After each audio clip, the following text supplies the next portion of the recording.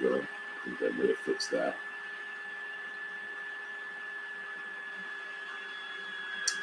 So yeah, do that. Make your coffee. Check out the unidentified flying objects you have somewhere, wherever they are, and make sincere prayers. That's what we're here for. Maybe pray the UFOs are going to be well designed and fly us out of here somewhere, someday, somehow. Now, that's a big question. If they designed a UFO that was so amazing for you, would you get in and fly off? I know a lot of you probably think about like the movie 2001, Space Odyssey or something, or you're just like, I would never fly to Mars. But what if they designed a spaceship that was so good and they developed it ahead of time in secret, so good that you would travel through space? Well, in a way, that's what Earth is doing. It's moving through space right now, and we're inhabitants on these bodies on this Earth. So in a way, you're already on the UFO, man. I mean, someone on the moon who never knew about Earth could look at the Earth and go, well, that's an unidentified flying object through the universe. Earth, it's flying around. It's got a bunch of people on it already. We're like a UFO.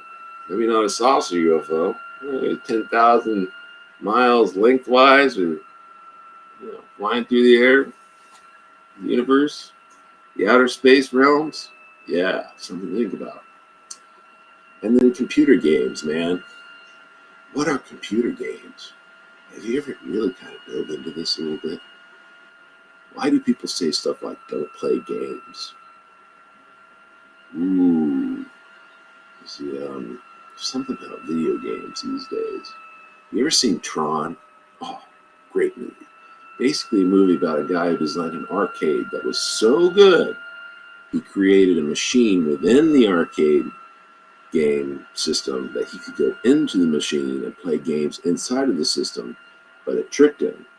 Instead of allowing him to go play the games he wanted to play, it tricked him into going into the game, and he had to be forced to play certain games in order to survive. Doesn't that sound a little like Earth? Doesn't that sound a little like what happens when you get out of high school when you're 18 years old? All of a sudden you gotta, go to college or join some service or join the church and really, really dig deep and participate. And sometimes you feel like you can't really contribute that much, but you try your best. It's almost like you're in that Tron game.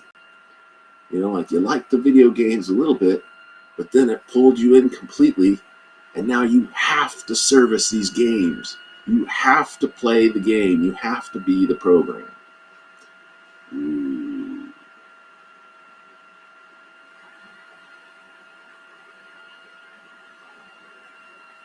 So anyway, for those of you not too mindful what the Mind Talker show is, this is a show based on psychology, philosophy, street theater particularly.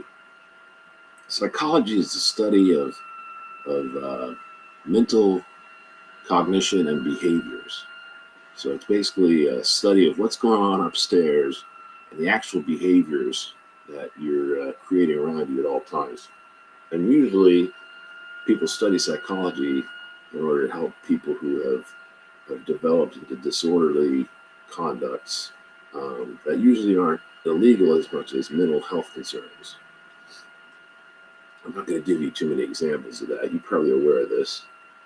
And even better than that, really, around the 70s or 80s, psychology changed for a much more positive method and became really emphasizing helping people to learn about genuinely positive experiences in their life. So instead of focusing on changing these things that are really bad about you, what a psychologist needs to do is, when you go into their office, they ask you about things that have been going on in your life, and irregardless of the problems you tell them, they look for those points that are strong in you. They look for those good aspects of you, and then they bring those out more. So you become aware of them. So if I go in there and I was to say, Oh, hi, and the psychologist goes, "Hi, how you doing? Tell me about your day." "Oh, I didn't sleep too good. I just make up."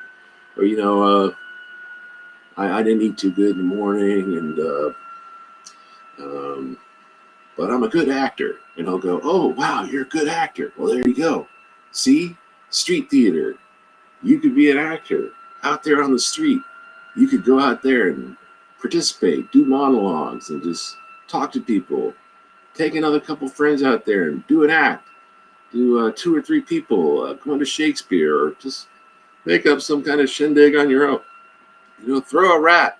Say, I'm getting sick and tired of you.